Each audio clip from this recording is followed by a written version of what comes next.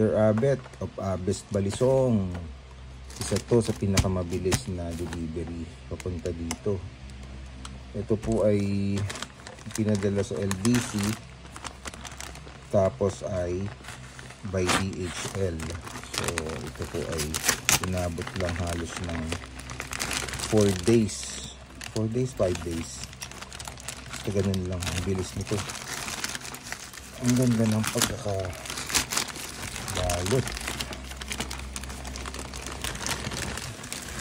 Wow.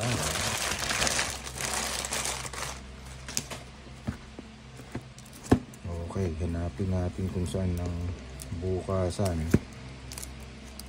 Ito po ay halo-halong items.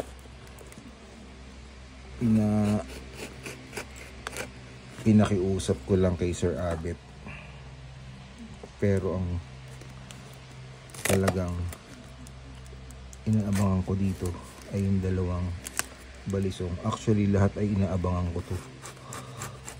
Aking pinananabikan. Nasaan na yun? Ang ganda naman pagkakabalot. Okay, tingnan natin itong mga suman ko. Ay! Ito po ay kay Sir Nante. Okay sir, ito ang aking stamp. Thank you. Ang ganda ng stamp ko. Stamp ng aking firma. Thank you Sir Nante. Ito naman ay wala pala yun, plastic lang pala yun. Ito yung aking mga suman. Okay, natago ko lang po itong kasama at magagamit ko pa ito.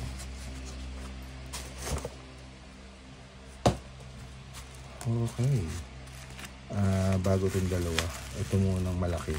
Ito naman po ay from Armag Knife, RMAG ang kanyang brand. Galing po itong Cebu to Batangas to Italy.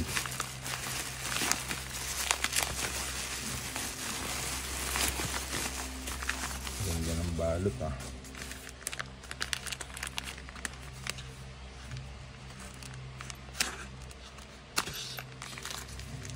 Dahan-dahan natin. Nakamagasgas.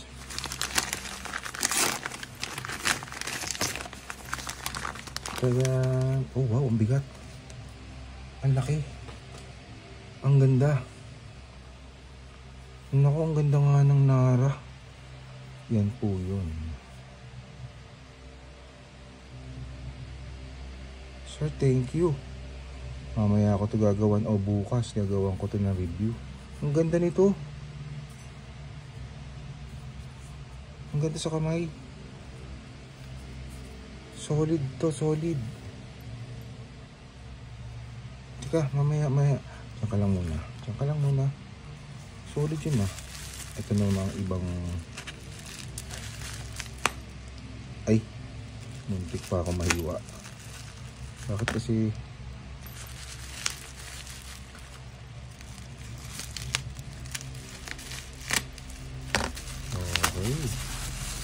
Ito naman ang yung 24 cm.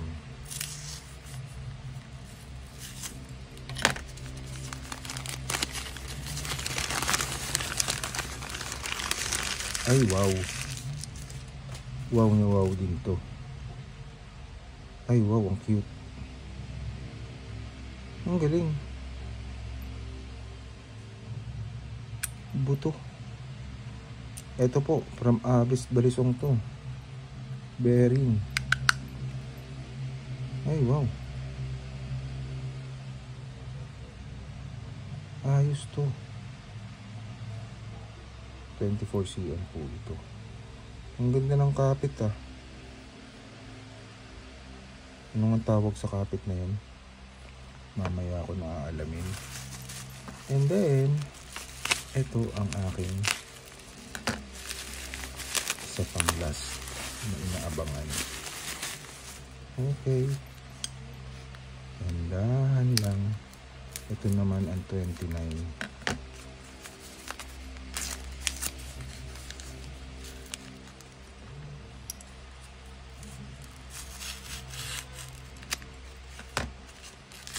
Parang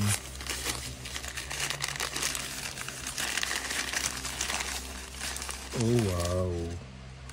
Wow. Kasing size din pala ng una kong puti. Ang ganda. Ang ganda.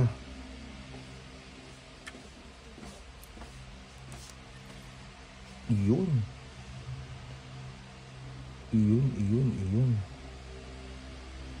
Bearing din to. Nako, sorry, bet, thank you.